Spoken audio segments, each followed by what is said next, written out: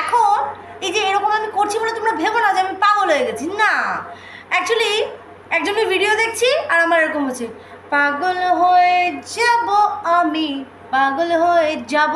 হ্যাঁ, কারণ এত ভয়ঙ্কর থেকে ভয়ঙ্করতর ভিডিও আর তথ্য উঠে আসছে, যেগুলো দেখে কিন্তু আমাদের মন ধুক্কু পুক্কু ধুক্কু পুক্কু ধুক্কু পুক্কু ধুক্কু পুক্কু বুক কাঁপে শুধু দিন রাতে, শুধু রাতে না, দিন রাতে।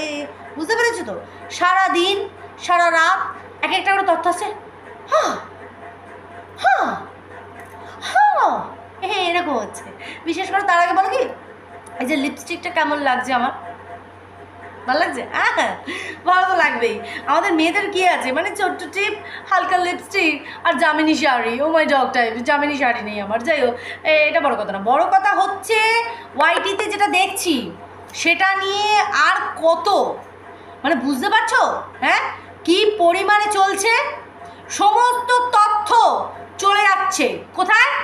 দালালের হাতে। এগুলো ঠিক, লাইক সিরিয়াসলি, যে বা যারা এই তথ্যগুলো তুলে দিচ্ছে এই দালালের হাতে, তাদের কাছে হাত জোর করে রিকোয়েস্ট করব, দেখো দালাল অপোনেন্ট পার্টি, ও এইসব দেখাতে পাচ্ছে না, বাট আমরা হচ্ছি সাপোর্টার্স। যদি আমাদের ভুল ভাঙাতে হয় এইসব তথ্যগুলো তোমরা আমাদের দাও। আমরা দেখি যাকে আমরা বিশ্বাস করছি সে যদি এতটাই নোংরা হয়, এতটাই খারাপ হয়, বাই দ্য ওয়ে নোংরা মিনস, আসছি পরে ওই বিষয়টা, সে যদি এতটাই খারাপ হয়, ভিউয়ার্সদের বিশ্বাস ভেঙে থাকে, তাহলে অবশ্যই করে আমরা সেই জিনিসটাকে কিন্তু সবার সামনে তুলে ধরবো। প্লাস আমাদের চোখে যে কালো পট্টি পড়ে আছে সেটাও খুলে যায়।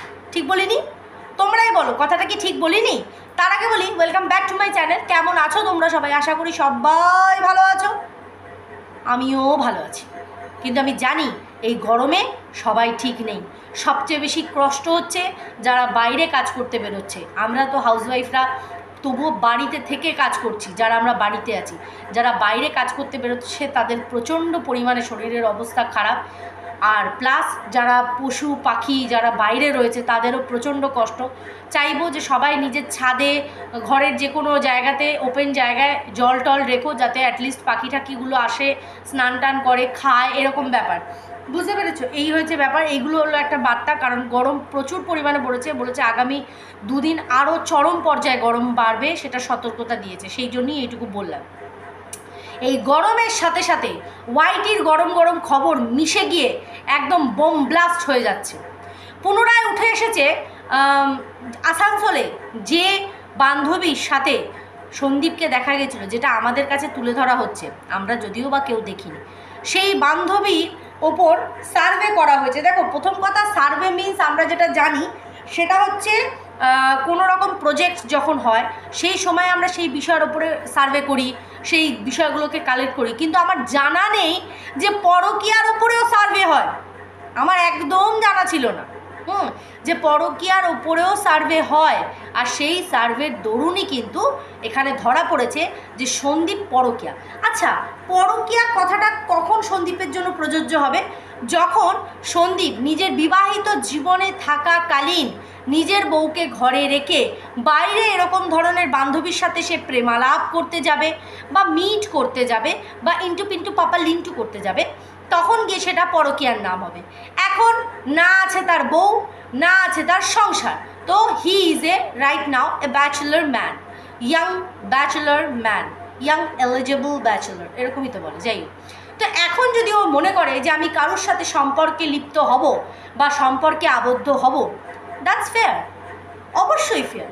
আজকে এই সেম কাজটা যদি কৃষাণুর মা করতো, তার জন্য কিন্তু আমি এই এক্স্যাক্ট সেম ওয়ার্ডটা ইউজ করতাম যে হ্যাঁ, এটা ফেয়ার। সে সম্পর্কে থাকতে পারেনি, বেরিয়ে গেছে, কিছুদিন গেছে। আর এখানে সন্দীপের 9 মাস পরে এরকম কোনো তথ্য উঠে আসছে যে ও কোনো বান্ধবীর সাথে দেখা করতে গেছে। বান্ধবী ম্যারেড না এই সব সমস্ত, প্রথম তো আদৌ এরকম কাজ হয়েছে নাকি সেটা নিয়ে একটা বিষয়। প্রথম তো সন্দীপ আদৌ এরকম কিছু করেছে কি করেনি এই সব জিনিসের ওপর আগে তথ্য বেরিয়ে আসুক, তারপরে গিয়ে তো বিচার হবে সেই মেয়েটি ম্যারেড না আনম্যারেড। যদি আজকে এরকম কেউ স্পাই ক্যামেরা নিয়ে কারুর পেছনে ঘোরে বা কারুর জাসুসি করে, এটাও কিন্তু এক রকমের ক্রাইম। কারুর ফোন ট্যাপ করা যদি ক্রাইম হয়ে থাকে, তার বিনা উপস্থিতিতে কারুর বিনা অনুমতিতে কেউ যদি কারুর পেছন নেয় বা তার সমস্ত অ্যাক্টিভিটি ফলো করে, এটাও কিন্তু এক রকমের ক্রাইমের খাতায় পড়ে। এটা আমি যতটুকু জানি সেইটুকু বললাম। এবার আসি, যদি সে সম্পর্কের মধ্যে সত্যিই জড়ায়, ফেয়ার এনাফ। আমি বুঝতে পারছি না এটাকে নিয়ে এতটা কেন জলঘোলা করা হচ্ছে। কারণ যে মেয়েটা সম্পর্কের মধ্যে থাকাকালীন বাইরে আরেকটা সম্পর্ক তৈরি করে সেই সম্পর্কের মধ্যে ফোনের দ্বারা সেক্স চ্যাটের মাধ্যমে সে নোংরামি করে যখন বাড়ি থেকে বেরিয়ে যেতে পারে, সেখানে যদি তার হাতে ঘা না লাগে। আজকে সন্দীপ যদি একটা সম্পর্ক বিয়ে প্রায় ভেঙেই গেছে, ওই ভঙ্গুর বিয়ে বউ চলে যাওয়ার পর 9 মাস পর যদি ও কোনো সম্পর্কের মধ্যে আস্তে আস্তে লিপ্ত হওয়া শুরু হয়, সেখানে প্রবলেমটা কোথায় আমি জানি না। ভিউয়ার্স হিসাবে তোমাদের কি মতামত অবশ্যই মানে আমাদের কাছে মানে আমি চাই যে তোমরা কমেন্টে তারা বলো। এইবার আসি কয়েকটা কথা। এই যে প্রথমে কৃষাণুর মাকে বলি যে যে দালাল তুমি পুষে রেখেছো না, এ দালাল কিন্তু প্রচণ্ড পরিমাণে বিষ-মাল। আজকে কোথাও না কোথাও ইনডাইরেক্টলি ও কিন্তু একটা হুমকি, এরকম হুমকি চমকি ধমকি যে যাকে ভালোবেসে যার পাশে থাকে তাকে কখনো কিন্তু দেয় না, ঠিক আছে। এখন তোমরা হালেই জানো, রিসেন্ট এই MSL-এর বিষয়ে আমি লাস্ট একটা ভিডিও করেছিলাম, যে MSL-এর জন্য আমার করা এটা শেষ ভিডিও বলে আমি একটা ভিডিও করেছিলাম। ওখানে একটু মিসআন্ডারস্ট্যান্ডিং বলবো না, যেটা আমি বুঝেছি সেটাই আমি বলেছি। যাই হোক, সেখানে দাঁড়িয়ে রিমির আমার সম্পর্কে আমি যেটা বলেছিলাম যে আমার নাম নিতে তোমাদের মুশকিল হচ্ছিল, এই কথাকে তুলে নিয়ে আমি কখনো MSL-কে বলতে পারি না ও আচ্ছা আমার নাম নি এইবার এই করে দেবো, এবার বুঝতে পারবে কি বলবো, এবার দেখবে আমি তোমাদের এগেনস্টে গিয়ে কী করতে পারি। কারণ ওই নোংরামিটা আমাদের মধ্যে আসবে না। কারণ ভালোবেসে কারুর পাশে গিয়ে দাঁড়ালে কখনো, আজকে কোনো কারণেই যদি সে তোমার সাথে ধরো বিট্রে করলো, তারপরেও কিন্তু তুমি তাকে হুমকি চুমকি ধমকি দিতে পারো না।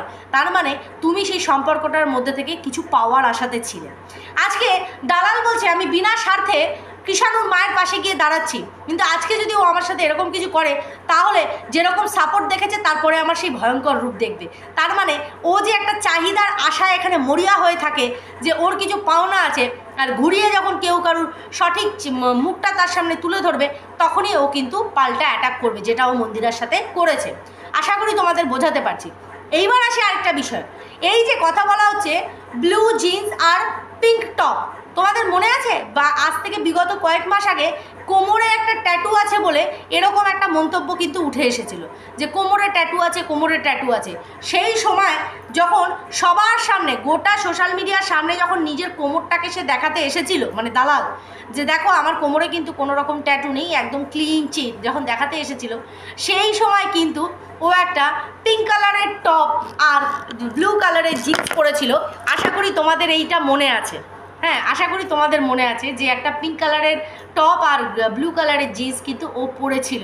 তাহলে কি আমরা ধরে নিতে পারি যে কোথাও না কোথাও এই দালাল সন্দীপের সাথে দেখা করতে গেছিল, কোথাও না কোথাও ওইখান থেকেই কিন্তু ও ফোন আলাপ পেয়েছে, সেখান থেকেই কিন্তু ও একটা চ্যাটিং বের করেছে, সেখান থেকেই কোনো নোংরামি করার মানে সুযোগ পাচ্ছে।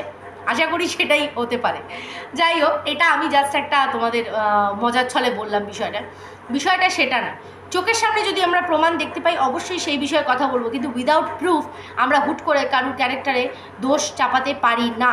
এরকম মিথ্যে প্রচুর প্রমাণ আমাদের ওয়াইটিতে এর আগেও তৈরি হয়েছে, সেটা আমরা জল করেছি, চোখের সামনে দেখেছি যে কাউকে যদি আমাকে ছোট করতে হয় তার এগেনস্টে ভয়ঙ্কর থেকে ভয়ঙ্করতর মানে এখন সব ফেক এডিটিংয়ের দ্বারা নানান রকমের জিনিস ক্রিয়েট করে তাকে বদনাম করার কিন্তু নানান চেষ্টা হতে পারে। এখানেও যে তার অনর্থ হবে না সেখানে তো কিছুই বলার নেই। যেখানে এই দালাল অন্যের ভয়েসকে নিজের ভয়েস বলে চালনা করে চিটিংবাজি কাজ করতে পারে, তাহলে তো মানে বুঝতেই পারো যে অন্যকে, সন্দীপকে ফাঁসানোর জন্য সেম এরকম কিন্তু সোমনাথের টাইমেও বলেছিল যে সোমনাথ কারোর সাথে ফোন আলাপ করছে, কারোর সাথে চ্যাটিং করছে, বলবো নাকি তার নাম, হ্যানা ত্যানা নানান রকমের কথা কিন্তু বলা হয়েছিল সোমনাথের সময়। সেই রকমই আজকে সন্দীপের বিষয়ে কথা বলা হচ্ছে, কে জানে। কারণ ওই পালে বাঘ পড়েছে রাখাল রোজ চেঁচায়, অরিজিনাল যেদিন বাঘ পড়বে সেদিন হয়তো আর সত্যি কেউ বিশ্বাস করবে না। আশা করি বোঝাতে পারছি কথাটা তোমাদের সামনে, তা তোমরা বুঝবে। এইবার আর একটা ভয়ঙ্কর যে জিনিসটা আমি এইবার যে একটা ইন্টারেস্টিং খবর তোমাদের সামনে দেব, সেটা হচ্ছে তোমরা ভাবো, এই যে বলা হচ্ছে যে সন্দীপ কফি শপে গেছে, মলে গেছে, দেন ওরা গাড়ির ভেতরে ঢুকে ইন্টু পিন্টু পাপা লিন্টু টাইপস, মানে ফিজিক্যালি অ্যাক্টিভিটি কিছু একটা ওরা করতে যাচ্ছিল। কতটা ইন্টিমেট সিচুয়েশান কে ক্যাপচার করলো, কে এই বিষয়টাকে দালালের সামনে রিভিল করলো যে সন্দীপ মেয়েটি জিন্সের প্যান্ট পরেছিল বলে কিছু করতে পারেনি। সোশ্যাল প্ল্যাটফর্মে দাঁড়িয়ে আজকে ও বলছে সন্দীপকে উদ্দেশ্য করে যে মেয়েটির সাথে ও কিছু একটা করতে চাইছিল, মেয়েটা নাকি জিন্সের প্যান্ট যেহেতু পরেছিল সেই কারণে কিন্তু সন্দীপ নিজের মনোবাঞ্ছাটা পূর্ণ করতে পারেনি। এই রকম নোংরা বার্তা এই দালালের ভিডিও থেকে তোমরা প্রচুর পরিমাণে পাবে। তারপরে গিয়েও বলে যে যারা প্রশাসনের মানুষ আছে তারা ওকে অ্যাপ্রিসিয়েট করবে, ওর প্রচণ্ড পরিমাণে কনফিডেন্ট, ওকে অ্যাপ্রিসিয়েট করবে, ও মানুষের ক্যারেক্টার অ্যানালাইজ করবে, ওকে অ্যাপ্রিসিয়েট করবে, ভালো কথা, সেটা ওর কনফিডেন্স থাকা ভালো। এরকমও কথা উঠে আসলো। আর দ্বিতীয় যেটা উঠে আসলো সেটা হচ্ছে কিসি, হ্যাঁ কিসি, সন্দীপ কিস করতেও গেছিল কিন্তু নাকি দাঁতের জন্য নাকি সন্দীপ কিস করতে পারে। তোমাদের মনে হয়, হ্যাঁ তোমাদের মনে হয় কে বা কারা এই ধরনের ইনফরমেশন দালালকে দিচ্ছে? আয় হায় দালাল, তোরও তো দাঁতটা একটু উঁচু মতন, মুখের এই পাটটা আমাদের দাদা নমস্কার, দাদারও তো দাঁতের জায়গাটা উঁচু, তো তোর কিস করতে যখন অসুবিধা হয়নি, সন্দীপ কিস না করুক, জায়গা মতন কাজ তো করে দিয়েছে, করে দিয়ে দেখ কৃষাণু আছে, জলজান্ত প্রমাণ। কিন্তু দাদার দ্বারা না হলো কিস, না হলো ফিস, সবটাই ফুস, হ্যাঁ সবটাই ফুস, যার জন্য কিছুই হচ্ছে না। আর তুই তো এমনি ফুসমাল, তোর সামনেও ফুস, তোর পিছনেও ফুস, ওপরেও ফুস আর নিচেও ফুস, বুঝতে পারলি? তুই সব দিক দিয়েই ফুস। তুই লোকের বিচার কি করছিস? তুই নিজেরটা দেখ। সন্দীপ যদি বিয়ের 9 মাস পর গিয়ে একটা রিলেশনে জড়ায় বা কাউকে ভালোবাসে, কারোর সাথে যদি রিলেশন ক্রিয়েট করে, সেটা তবু একটা জায়গা আছে। তুই তো মানে ভরা ওয়াইটিতে তুই আর এই সন্দীপের প্রাক্তন ওয়াইফ প্রমাণ করার চেষ্টা করেছিল যে সন্দীপের দ্বারা কিছু করা সম্ভব না।